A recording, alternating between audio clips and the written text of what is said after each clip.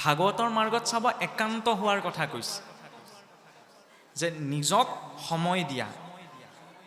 আমি নিজক সময় নিদিওঁ, আমি আনক সময় দিওঁতে জীৱনটো গুচি যায়।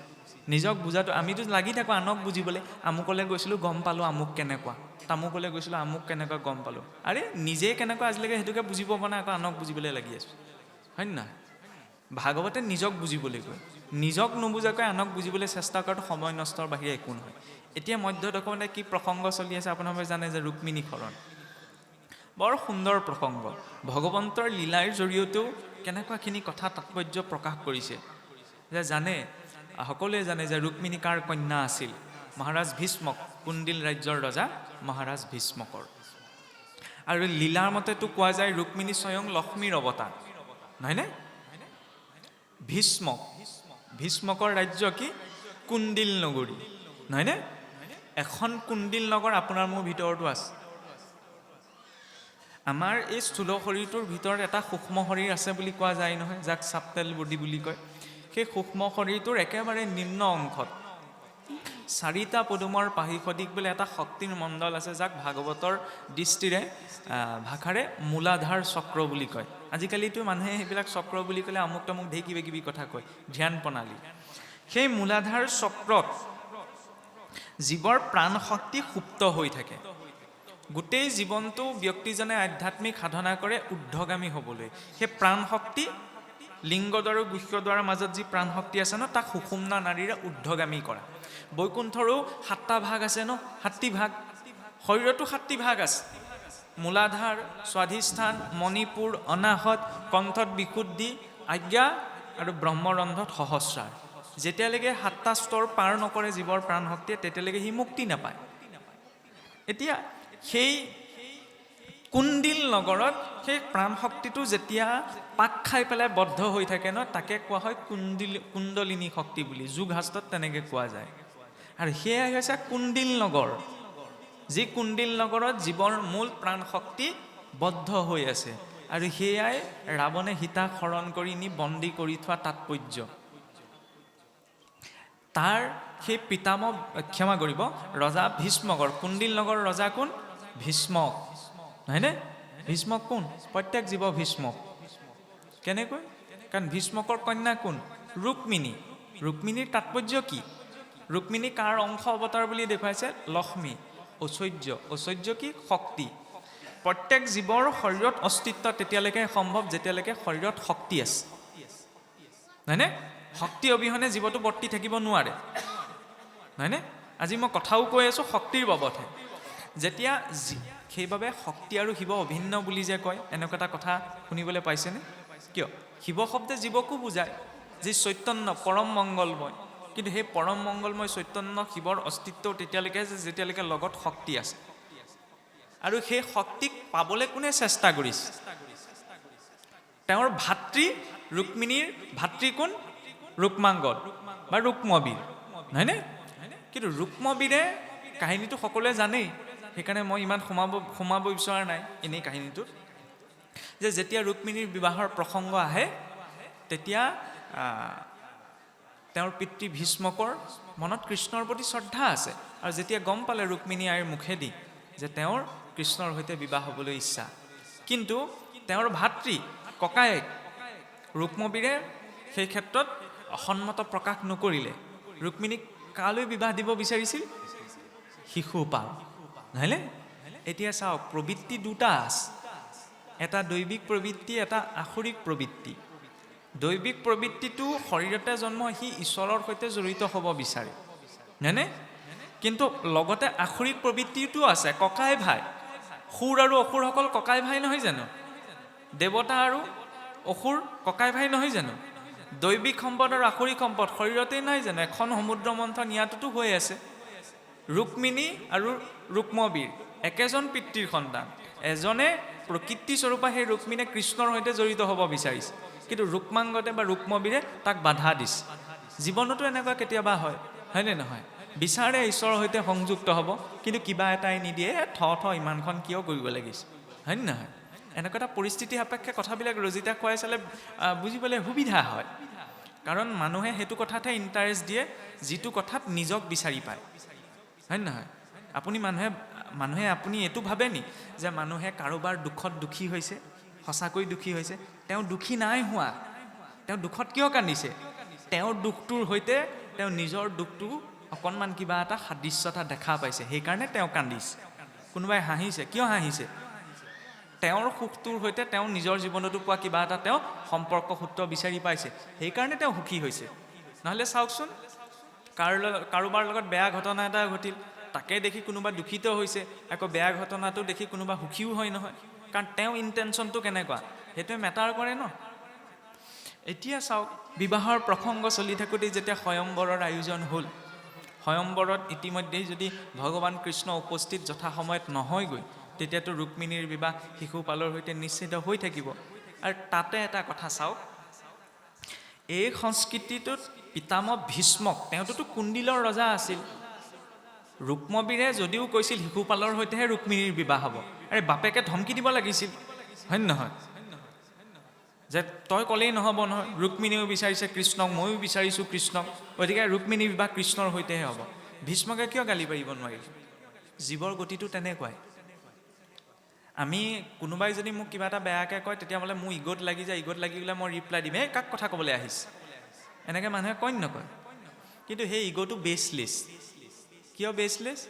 কাৰণ ৰুক্মবীৰে সদায় বেয়াটোতে প্ৰবৃত্ত কৰাই আছে, তাত আকৌ মই নিজকে শাসনটো দেখুৱাব পৰা নাই নহয়, হয় নহয়? শিশুপালৰ কথা কওঁতে মই যেতিয়া বেয়া প্ৰবৃত্তিটোৰ সৈতে মানুহটোক জড়িত হ'বলৈ মোক কৈছে, মোৰ ভিতৰৰ বেয়া প্ৰবৃত্তিটোৱে, তেতিয়া মই শাসনটো দেখুৱাব পৰা নাই নহয়। কিয় হ'ম?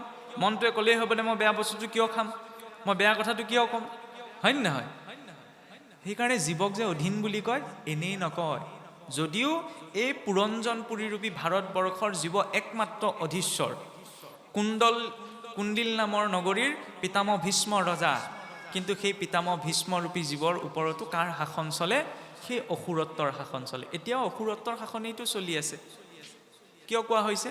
নহ'লে আপুনি চাওকচোন, যেতিয়া হনুমন্ত, সৰু কথা এটা কৈছোঁ মই, যেতিয়া হনুমন্ত গৈ মানে সীতাৰ খবৰ দিবলৈ গৈ ৰাৱণৰ লংকাপুৰীত উপস্থিত হ'লগৈ, যেতিয়া পিছত বন্দী কৰি যে ব্ৰহ্মাস্ত্ৰত বন্দী হৈ পেলাই যে হনুমন্তক ধৰি লৈ গৈছিল ৰাৱণৰ ৰাজসভালৈ, আচ্ছা, তেতিয়া হনুমন্তই ৰাৱণক যেতিয়া মানে কথোপকথন চলিছিল, তেতিয়া হনুমন্তই ৰাৱণক সম্বোধন ধৰিছে সেই লংকেশ্বৰ বুলি, হয় নহয়? লংকেশ্বৰ মানে যি লংকাৰ যি ঈশ্বৰ। আমি হোৱাহেঁতেন কি বুলি ক'লোহেঁতেন? চিধাই কুকুৰ মেকুৰীৰ পৰা আৰম্ভ কৰিলোহেঁতেন, হয় নহয়? ভগৱান কৃষ্ণই পঞ্চ পাণ্ডৱৰ সৈতে ক্ষমা কৰিব, দুৰ্যোধনৰ সৈতে সন্ধি কৰিবলৈ আহিছে। এই তোমালোকে পঞ্চ পাণ্ডৱক 5খন গাঁও দি দিয়া, এইখন যুদ্ধ কৰি এনেই মিছাতে মৰিব নালাগে, হয় নহয়? দূত হৈ আহিছে প্ৰস্তাৱ এটা লৈ। ভগৱান কৃষ্ণ দ্বাৰকাৰ অধিপতি, জগতৰ ঈশ্বৰ। দুৰ্যোধনকতো গালি এটা হ'লেও পাৰিব লাগিছিল। আহি পেলাই কি সম্বোধন কৰিছে? যে হে কুৰু ৰাজকুমাৰ। বাক্যৰ মৰ্যাদা চাওক, বাক্যৰ মৰ্যাদা ঈশ্বৰেও ৰক্ষা কৰিছে। আজিকালি বাক্যৰ মৰ্যাদা চাওক, মাক দেউতাকৰ নামত গালি দিয়ে, হয় নহয়? ককাই ভাই নামত গালি দিয়ে। তাৰপিছত এইফালে ৰাম নাম লৈ জানো কিবা লাভ আছে? নাই ন? যেতিয়ালৈকে বাক্য সংযম নহয়, চব সস্তিস্থান, লাভ নাই। কাৰণ বাক্যটোৰ ওপৰত বহুত কথা নিৰ্ভৰ কৰে, হয়নে নহয়? মই কাক কি কৈছোঁ সেইটো আনক প্ৰভাৱ পেলোৱাৰ লগে লগে নিজৰ মানৱ পটতো প্ৰভাৱ পেলায়, হয়নে? আজিকালি কিমান সেইবিলাক শব্দ আছে, কিছুতো এনেকুৱা আপোনাৰ ভাল কিবা এটাও বেয়া শব্দটো উচ্চাৰণ নকৰাকৈ ক'ব নোৱাৰে। এইটো সমালোচনা নহয়, এইটো নিকৃষ্টতা। মানুহে ইমান আগতে অসুৰেও ইমান বেয়া মান মতা নাছিল যিমান আজিকালি আমাৰ মানুহে মাতে, হয়নে? তাৰপিছত মই ভাবিছোঁ কি আৰু মই শুদ্ধ হৈ যাম, মই গতি পাম, খোজটো গতি পাম, মোৰ যদি বাক্যকেইটাই সংস্কাৰ হোৱা নাই। বাকী নীতি নিয়ম পিছত, হয় নহয়? কাৰণ সকলো নীতি নিয়ম সকলোৱে পালন কৰিব নোৱাৰে, নহয়নে? আজি শৰণীয়া, ভজনীয়া, পৰমাৰ্থ ক্ৰম আছে। এই তিনিটি স্তৰত যেতিয়া ভক্তসকল থাকে, চবৰে নীতি নিয়মৰ তাৰতম্য কিছুমান আহি পৰে, হয়নে নহয়? সকলোৱে সেইখিনি নোৱাৰে, সেইটো স্বাভাৱিক কথা। কিন্তু বাক্যটোতো সংস্কাৰ কৰিব পাৰে, সেইটোতো গুৰুত্বতা নাই। আদি এষাৰ বাক্য কৈ দিলে মানুহৰ কেতিয়াবা জীৱন ৰক্ষা পৰি যায়, হয়নে নহয়? কোনোবা দুখত আছে, সান্তনাৰ বাণী এষাৰ দিলে তেওঁ মনত সকাহ অকণমান পায়। ঈশ্বৰে ইমান ডাঙৰ শক্তিশালী বস্তু এটা দিছে, নহয়নে? আমি কাৰোবাক ধন, টকা পইচা, বেলেগ বয় বস্তু দি সহায় কৰিব নোৱাৰিলে বাক্যৰে সহায় কৰিব পৰা যায় ন? তেতিয়াহ'লে বাক্যত শুদ্ধতাটো লাগে। হয়নে? যেতিয়ালৈকে বাক্য শুদ্ধি নহয় তেতিয়ালৈকে নাম শুদ্ধ কেনেকৈ হ'ব? কৃষ্ণ বুলি কৈ দিলে এয়া শুদ্ধ নাম বুলি ভাবে নি আপুনি? নহয়, কৃষ্ণ বুলি ক'লে সেয়া শুদ্ধ নাম হ'ব নোৱাৰে যদিহে তাত শুদ্ধতাটো নাই। নহ'লেতো কৃষ্ণ ৰাম হৰি নাৰায়ণ চবেই কৈ আছে। অজামিলে এবাৰ কৰি ইমান ভাৱ আহিলে, আমি হাজাৰবাৰ ক'লেও ভাৱ অহা নাই। শব্দটোতো একেটা, কিন্তু ইয়াতো কিহৰ কথা আহে? লেবেলটো কি, হয় নহয়? কৃষ্ণ বুলি কওঁতে ভাৱটো তেতিয়া আহিব যেতিয়া শুদ্ধটো, বাক্যত শুদ্ধতাটো থাকিব। মই যদি খাওঁতে উঠোতে বহুতে অকল বেয়া মাতটোকে মাতি থাকোঁ আৰু কিটো থাকিলে, হয়নে? সেইকাৰণে মৰ্যাদা সাপেক্ষে আন একো নহ'লেও অন্ততঃ জীৱনত এটা প্ৰতিজ্ঞা লাগে। ঈশ্বৰে মুখখন দিছে, আজিৰ পৰা যাতে মই জীৱনত আৰু কোনো ধৰণৰ অশ্লীল বাক্য ব্যৱহাৰ নকৰোঁ, সেইকণটো ঈশ্বৰক দিব পাৰোঁ। ঈশ্বৰ, আমি চাকি গছ জ্বলাওঁ, ধূপ গছ জ্বলাওঁ, ভাবেনি এইবিলাক ঈশ্বৰৰ কাৰণে কৰা হৈছে বুলি? কাৰ কাৰণে কৰা হৈছে? এই যে ভাগৱতৰ বেদী সজোৱা হৈছে, চাকি জ্বলোৱা হৈছে, নামঘৰত ভাগৱত পাঠ পতা হৈছে, নামঘৰ বনোৱা গৈছে, আমি সেইটোৱে ডাঙৰ ভ্ৰম পালি থাকোঁ। আমি ভাবোঁ কি আমি ভগৱানৰ কাৰণে কৈছোঁ, ভগৱানৰ কাৰণে। একো ভগৱানৰ বাবে কৰা হোৱা নাই, এই সকলো আমি নিজৰ বাবে কৰিছোঁ। কিয় কৰিছোঁ? চাকি গছ জ্বলাই, ধূপ গছ জ্বলাই, ভাগৱতৰ বেদী ভাগ সজাই, যাতে তাত এটা শুদ্ধ সাত্বিক পৰিৱেশ সৃষ্টি হয়, নহয়নে? সেই পৰিৱেশটোলৈ যেতিয়া মোৰ চঞ্চল মনটো যাব, মোৰ মনটো যাতে স্বাভাৱিকতে বাধ্য হয় সেই পৰিৱেশটোত সেৱাভাগ কৰিবলৈ, নহয়নে? আপুনি ঘৰত সেইখিনি আগমুহূৰ্তলৈকে ঢেৰ কথা গাই আহিলোঁ, কিন্তু যেই নামঘৰত সোমালোঁ তেওঁ লাগিলে শাস্ত্ৰ নপঢ়কে, এই বোলে নামঘৰত সোমাবলৈ গৈছোঁ, ভাগৱত পঢ়ি আছে, তেওঁ মূৰটো দুৱাইহে সোমাই আহিলোঁ, হয় নহয়? তেওঁ মূৰটো দুৱাবলৈ কোনে বাধ্য কৰিলে? লিখি থৈছে নি ক'ৰবাত যে মূৰ দুৱাইহে সোমাব বুলি, নামঘৰলৈ গৈ সেৱা কৰিবই লাগিব বুলি? নাই কৰা। কিন্তু জানক নাজানক তেওঁ আহিছে, আহি পেলাই মূৰটো দুৱাইছে, কাৰণ তাৰ পৰিৱেশটো এনেকুৱাকৈ নিৰ্মাণ কৰা হৈছে যে অন্তৰৰ পৰা তেওঁ সেই ভাৱটো গুচি আহিছে। এইটো কাক লাগে? আমাকহে লাগে, ভগৱানক নালাগে নহয়। ভগৱানে বহি থকা নাই, তেওঁ আহিব, মোৰ ওচৰত চাকি দিব, ধূপ দিব, তামোল পাণ দিব, মই ভাল পাম। ভগৱানৰ সেইখিনি প্ৰয়োজন নাই। আমি তাক মাধ্যম এটা কৰিছোঁ, তাৰ জৰিয়তে যাতে সাত্বিক পৰিৱেশ এটা নিৰ্মাণ কৰি মোৰ মনটোক তেওঁৰ সৈতে জড়িত কৰিবলৈ অকণমান চেষ্টা কৰিব পৰা যায়। সেইকাৰণে জীৱনত এইটো ভ্ৰম কেতিয়াও পালিব নালাগে যে আমি ধৰ্মৰ নামত যি কৰিছোঁ ভগৱানৰ কাৰণে একো কৰা নাই, আমি কৰোঁ নকৰোঁ তেওঁ কোনো মতলব নাই। মতলব আছে নি? যেনেকৈ ধৰি লওক ৰাষ্ট্ৰপতিয়ে হওক, প্ৰধানমন্ত্ৰীয়ে হওক, তেওঁলোকক আমি সন্মান কৰোঁ নকৰোঁ, এইটো ধৰি লওক ডাঙৰ মানুহ, কোনো মেটাৰ নকৰে, মই কৰোঁ নকৰোঁ, হয় নহয়? ভগৱান কিমান উচ্চ পৰ্যায়ৰ ব্যক্তিত্ব, গতিকে তাত হাজাৰ হাজাৰ ব্ৰহ্মাণ্ডৰ মাজৰ এই পৃথিৱী নামৰ গোলকটোৰ আপোনাৰ 100খনতকৈ অধিক দেশৰ এখন প্ৰান্তত এখন গাঁৱত বহি থকা মই তেওঁ কি ভাবোঁ, তেওঁ কি মেটাৰ কৰে? নকৰে। এই সকলো কৰা গৈছে নিজৰ মানসিক উত্তৰণৰ বাবে, হয়নে? সেই স্পষ্টতাটো লাগে।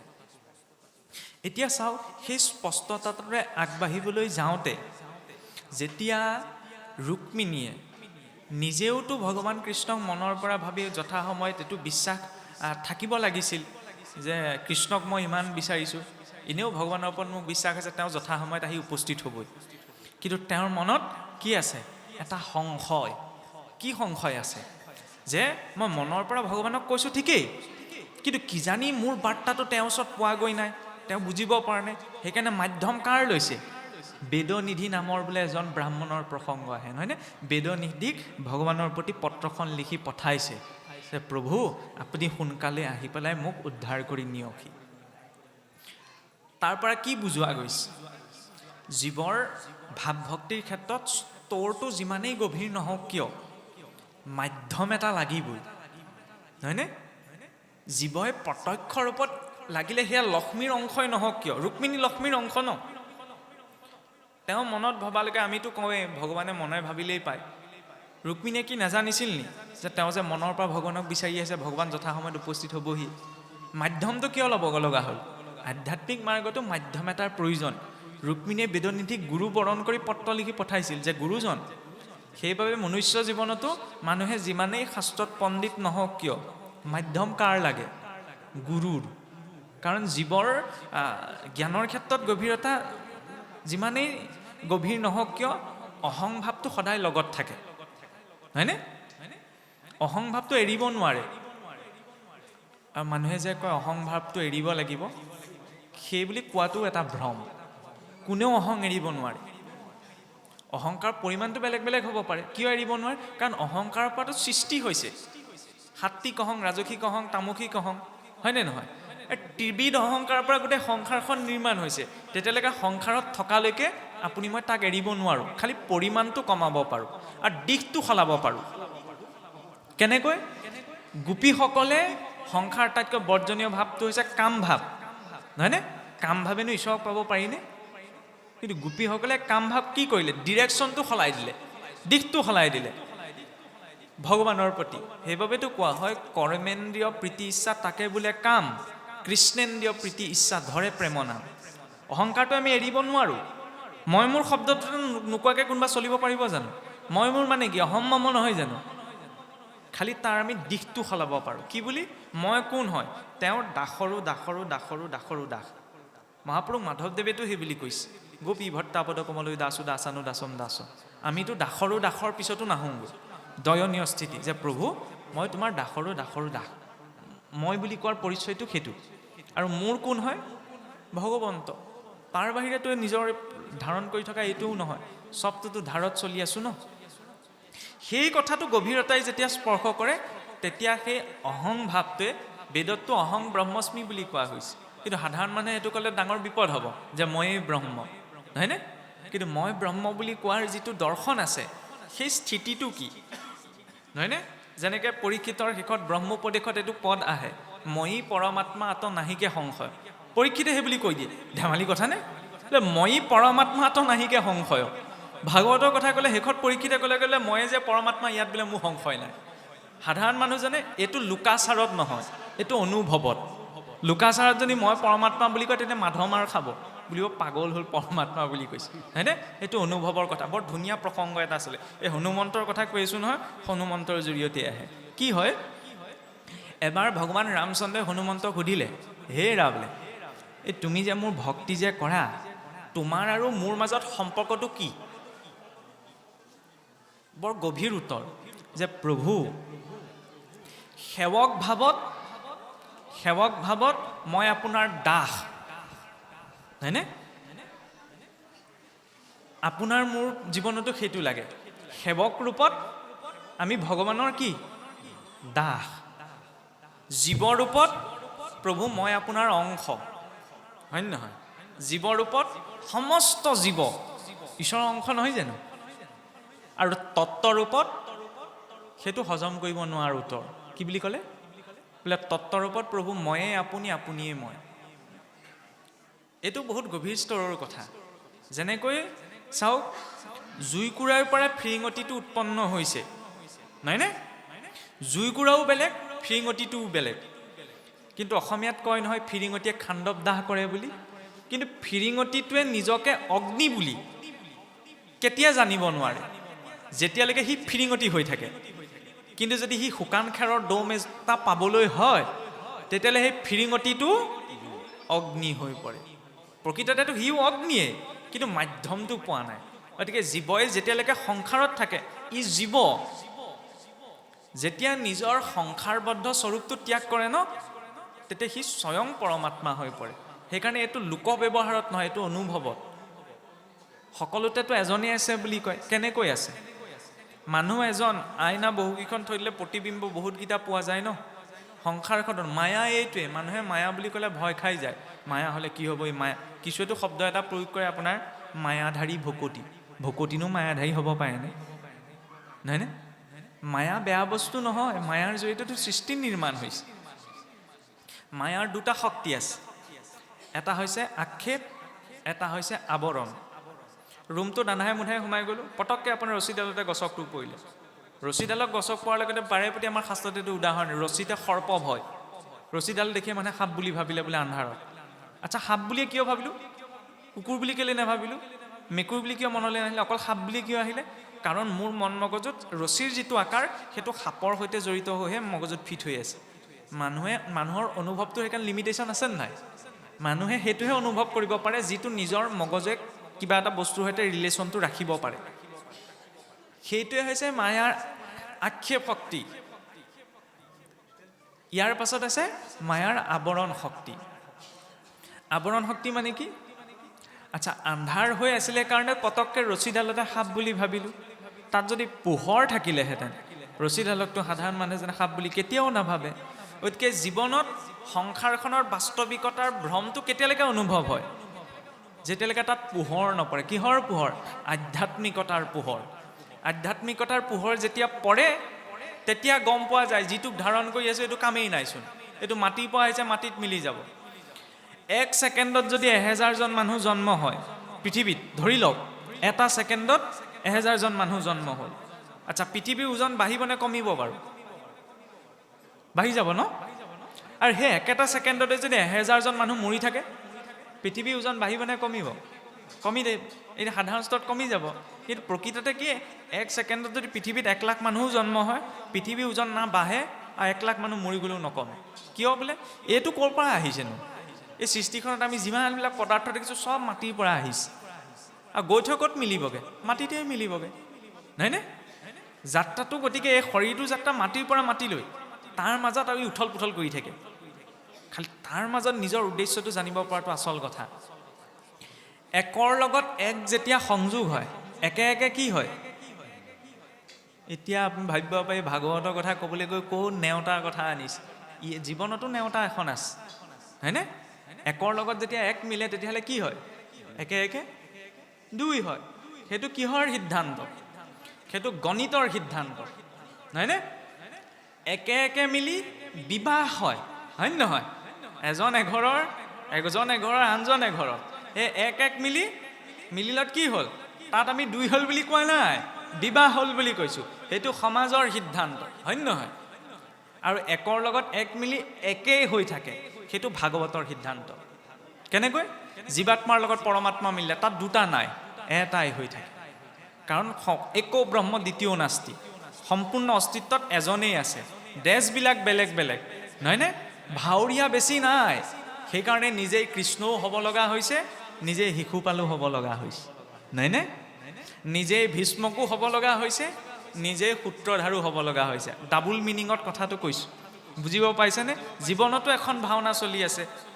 কোনোবাখিনিত আপুনি জীৱনৰ সূত্ৰধাৰ হ'ব লাগিব, হয়নে নহয়? কোনোবাখিনিত মানুহ কৃষ্ণও হ'বলগীয়া হয়, কোনোবাখিনিত আকৌ শিশুপালো হ'বলগীয়া হয়। কিন্তু কোনটো চৰিত্ৰ নিজৰ বাবে বেছি প্ৰয়োজনীয় সেইটো নিজেই বিচাৰ কৰি ল'লেই হ'ল। এতিয়া শিশুপাল বুলি জীৱৰ সেইটো স্থিতিক কোৱা হয়, যিটো স্থিতিত জীৱৰ নিজৰ জন্ম, কাৰণ শিশুপালৰো ভিতৰত এটি ঈশ্বৰৰ অংশ আছে, সেইটো সকলোৱে জানে, নহয়নে? কিন্তু ঈশ্বৰৰ অংশ আছে ঠিকেই। যেনেদৰে আমি কওঁ যে ভালটো ঈশ্বৰৰ পৰা সৃষ্টি হৈছে, যেতিয়া বেয়াটো ঈশ্বৰৰ পৰা সৃষ্টি হৈছে, নহয়নে?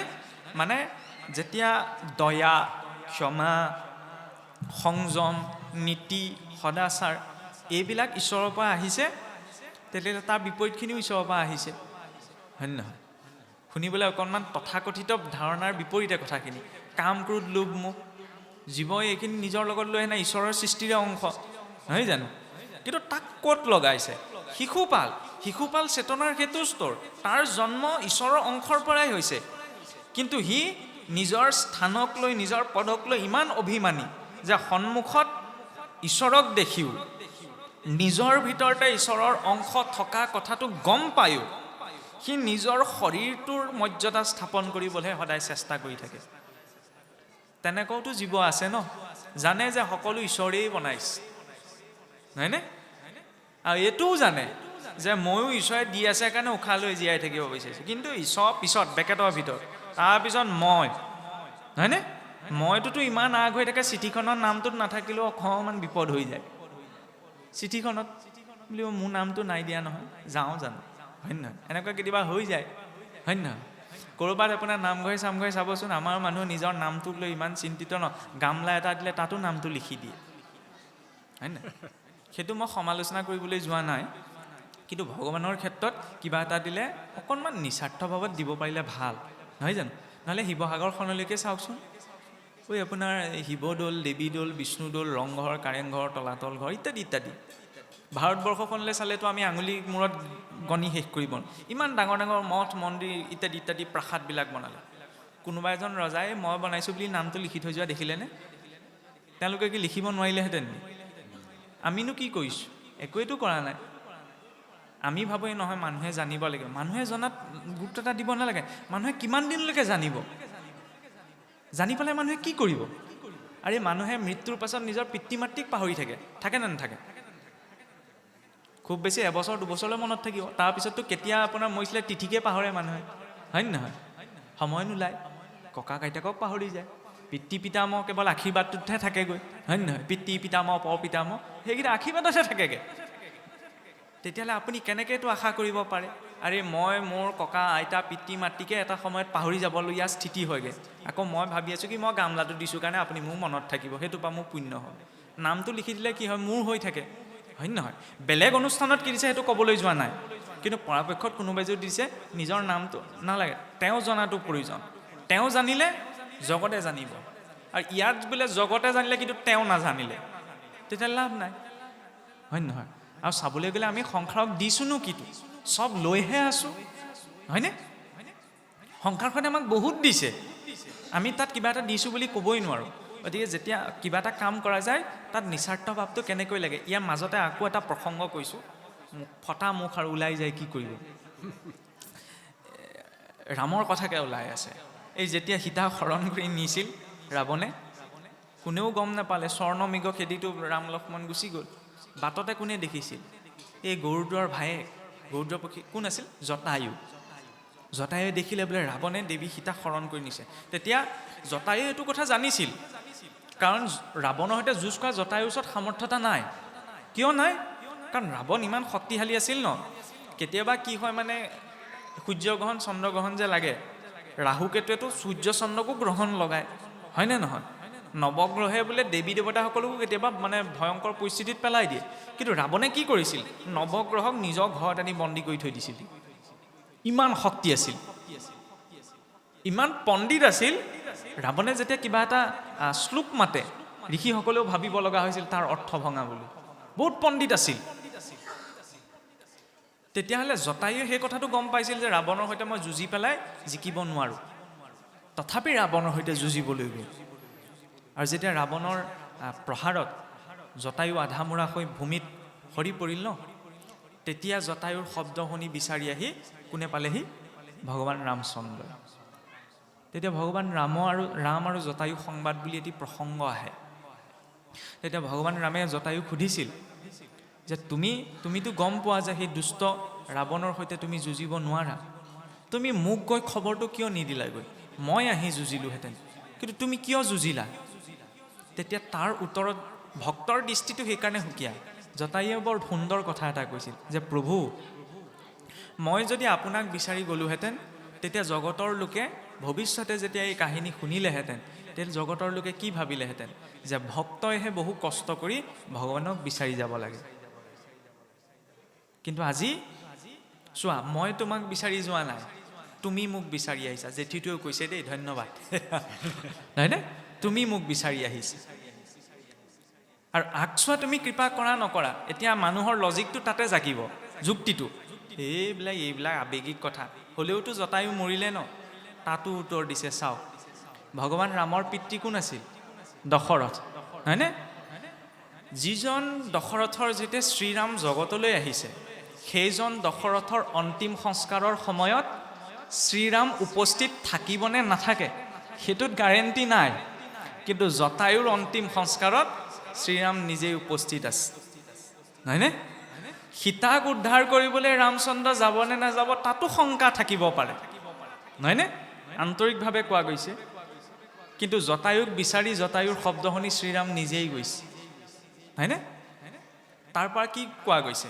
যেতিয়া ব্যক্তি এজনে সৎকৰ্ম এটাত নিষ্ঠা সহকাৰে সেৱা প্ৰদান কৰে, তাত লাগিলে ব্যক্তিজনৰ মৃত্যুৱে হৈ নাযাওক কিয়, দশৰথৰ অন্তিম সংস্কাৰ ভগৱানে কৰে নকৰে পিছ কথা, কিন্তু সেইজন ভক্তৰ অন্তিম সংস্কাৰ সময়ত শ্ৰীৰাম উপস্থিত থাকিব, ভগৱান উপস্থিত থাকিবই, কিবা এটা নহয় কিবা এটাৰ ৰূপত। কম ডাঙৰ কথা নে?